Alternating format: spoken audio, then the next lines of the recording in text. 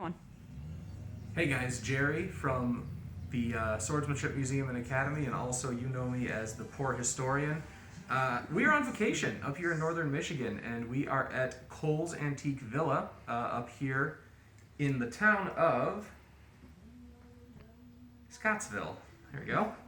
Just east of Ludington, and we love going antique shopping, and this is some pretty unique pieces that we came across here just now. This is actually the first time that I've seen any sort of swordsmanship hint up here in northern Michigan from the old days. I mean, these swords might not have been from the Ludington area, but closest possible thing. So let's take a close look at some of these. We got a couple cool ones here. The first thing to point out about these is that there's no indication of who made them, where they came from.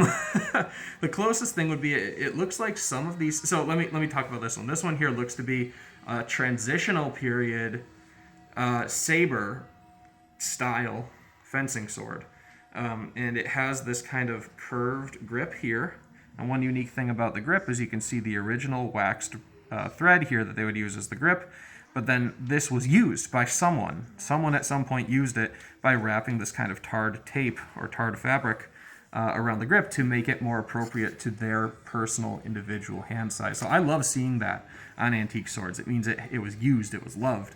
But then the recognition kind of stops there, because if you look at the guard here, it's very thin, it's stamped, and kind of almost looks hand-rolled in places.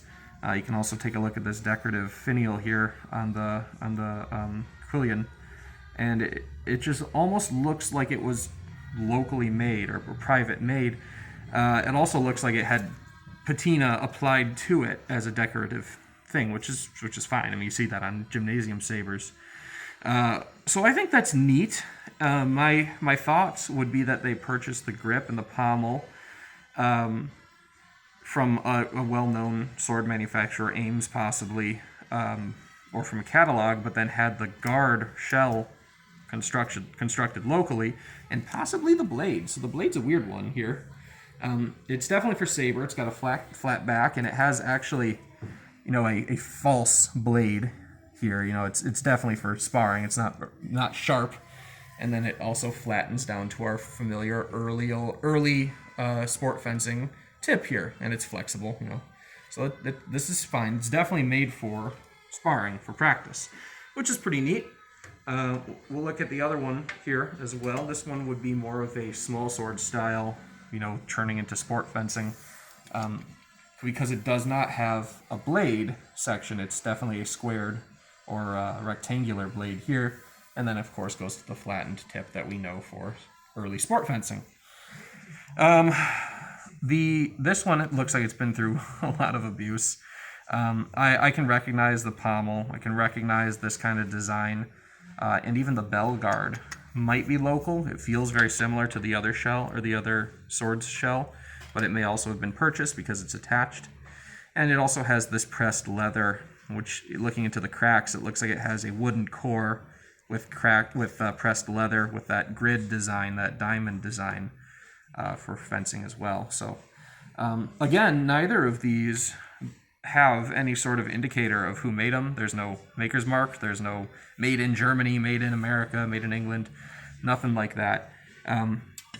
I would guess, if I were guessing, and this is a guess, these would probably be 1920s or 30s, possibly locally made, which I find very fascinating because I live in Michigan. I love the history of Michigan. I also love the history of swordsmanship.